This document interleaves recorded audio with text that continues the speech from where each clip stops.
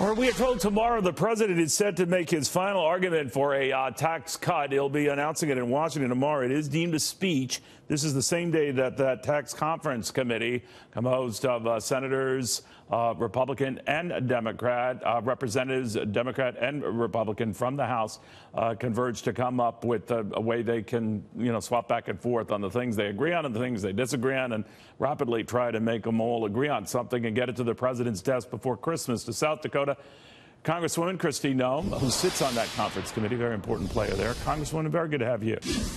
Hi, Neil. Thanks for having me on this show today. What are the odds that can all be reconciled by Christmas, signed, sealed, and delivered? We're on track. We met late into the evening last night. We've got agreements with the Senate on some provisions. There's a few more we're negotiating on. But we plan to put pens down tomorrow as far as negotiating before we get to that formal hearing where we'll have debate back and forth on some of the provisions so that we can sign a report on Friday. Now, we've heard talk that the tax rate won't be at 20%, might be 21 or 22%, the corporate rate. Is that true? We're still working on that. I think that the House bill reflected 20% because that's where we want to see it end up. But we also recognize that there's priorities that were in the Senate bill that are being worked out as well. And so we're still negotiating those final rates. And we probably won't really know or be able to say what the agreement is for a little bit of time yet. Obviously, the discussions to potentially raise those rates mean to pay for something else. One idea had been to get rid of the AMT that was suddenly added in the Senate provision. I know you were personally against that. Others might be to offer more generous allowances for those in high tax states than the $10,000 that's already allocated. Where do you stand on this? That is an area that we're working on, is a deduction for state and local taxes. We know that's important for many members. The House put that in their provision. The Senate did not, so that needs to be reconciled. We have a mortgage interest rate deduction that's still being talked about. We have the estate tax, which is still being talked about. We have child tax credits, which are still being talked about. So those rates are important for us to talk about and agree on, and also all these important provisions. If we have a provision that both the House and the Senate are insisting on and we don't have enough revenue, that's when those rates come into question. Also delaying them. The Senate wants to delay the corporate tax cuts till 2019. The House for 2018. Is that a immovable debating point for you? I'm not a fan of that. All along, I believe these tax cuts need to happen across the board immediately. People need relief.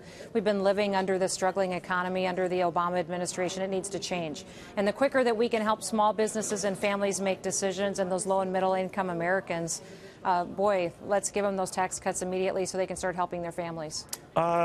Is it your sense that the Alabama, whatever happens today, Congresswoman, you want to make it a moot point by getting this all settled before either of those guys, no matter who wins, is seated? Well, as far as I'm concerned, I've been in a meeting room talking about tax policy. So we haven't debated who wins today in Alabama. We've debated policy, and the focus always comes back to creating strong families. What can we do to do that, and what can we do to strengthen our future? So I'm sure that the political side of this is being debated on the news today, but as far as us and conferees, that's just not our discussion.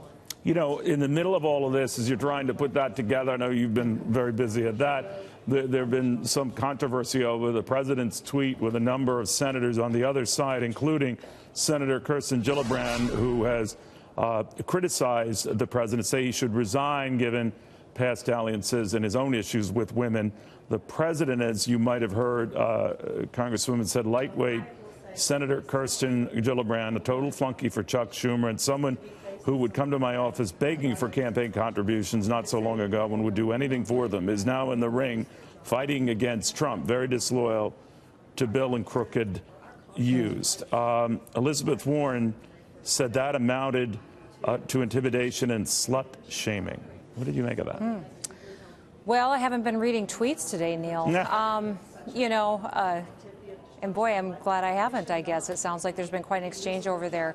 I look at President Trump and what he's done as far as putting judges on the Supreme Court, what he's done as far as policies, what he's helping us do in tax reform, what he's doing to help American families in the decisions and policies that he's pursuing.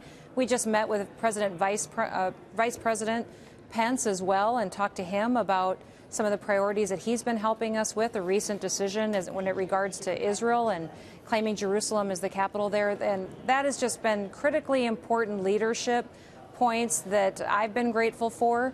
And that's where I tend to focus my energies, is what is really making a difference for America, and not necessarily what's the popular theme on Twitter that given day. Well, you know, I think Senator Gillibrand raised hackles when she said that obviously Bill Clinton, knowing what we know today, should have resigned. She more or less equated the same to Donald Trump. Do you think that's fair? Boy, I don't think it's fair. You know, when we look at all of these different situations, you know, we have to look at what's proven and what isn't proven, and that's how I've judged every single situation that's coming up these days. So when you see a Roy Moore possibly coming in as a woman, obviously a very influential figure in Congress, period, male or female, are you worried? Some of your colleagues are, because whatever the Alabama voters want, they're fine with that. They understand that, but it puts them in a bit of a conundrum in terms of how to accept Roy Moore if he were to be elected and what they should do about him. What do you think? I think the voters in Alabama are going to decide that today, Neil. And I've got two daughters. I've got a daughter that's 23 and one that's 20. And I certainly believe that if there is sexual harassment happening, that our culture needs to change and we need to stop it. I'm focused on that. I'm not focused on making political hay or making a headline for the day.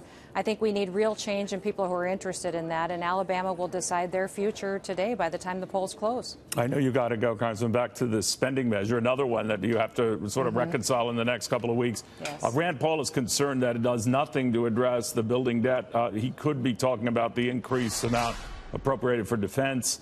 Democrats, as you know, are balking at that, saying whatever you increase for defense, you should increase for non-defense. He sounds like a no vote on that, and I'm wondering if that's in some trouble, it might be a sign of difficulties you'll encounter on this tax cut front. You know, it could be, but I think that a lot of that discussion is happening over on the Senate side. On the House side, we do recognize that defense needs to be a priority. We've got defense hawks that want a long-term funding bill tied to a CR on the rest of the government spending issues, and I think that that makes sense. You know, our Defense Department and our men and women deserve to have a long-term bill so they can plan to secure our country for the future. So that's what we're focused on. We're going to get this tax reform package through. We're going to get a funding bill done, and hopefully we'll be spending Christmas Day with our families.